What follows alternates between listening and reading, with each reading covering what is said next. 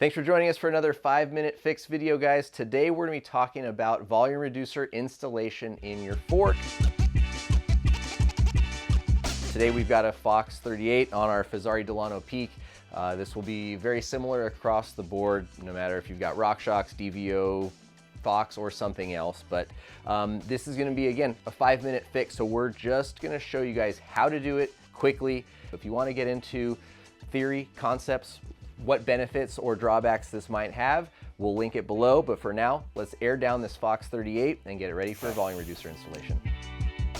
So with the fork pressure out, what we're going to do next is grab our volume reducers that would have shipped with your bike or your fork, or you could buy some, of course, from your local bike shop, and we're going to get those installed. Now, we have a really cool set of tools from Abbey tool. They're here in Bend, Oregon, make some really nice stuff.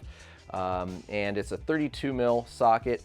What's unique if you don't have this is you need a shallow socket. You do not want to round these edges. So make sure you have good purchase and you're using the right tool for the job here, because these can very easily go wrong.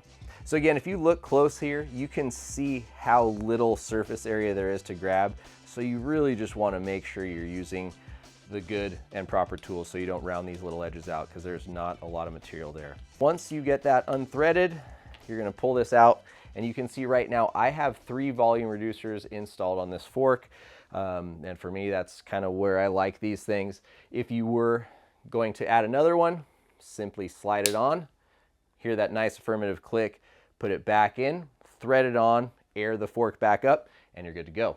Here we are threading this back on. Anytime you take something apart, it is always good to be mindful of dirt, seals, leaks. So, you know, there's a rubber ring here, obviously helping keep this side pressurized. You want to make sure that's in good condition. Nothing's on the threads.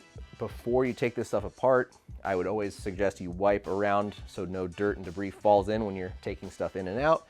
And then simply thread this back on and ensure you get nice, smooth engagement of all those threads. Snug it back up with your 32 mil socket, and then air up the fork. We usually like to kind of just air it up in increments and kind of press on the fork as we're working our way up. You know, don't just put the thing right back up to 92 PSI, you know, stop at 30, 40 PSI, give it a couple of light bounces, let it cycle, give it another 50 PSI and do that again, and then you'll be in a much better spot. And we'll snug this thing up. You don't have to really go crazy on it. You just want to make sure that it is tight enough to keep air inside there. After you've got it aired up, of course, reinstall your cap and you are good to go. Guys, we'd love to know if you like this 5-minute fix series, if it's helpful. Any other topics you would like us to address, please let us know in the comments. Don't forget to subscribe, and we'll see you out on the trails.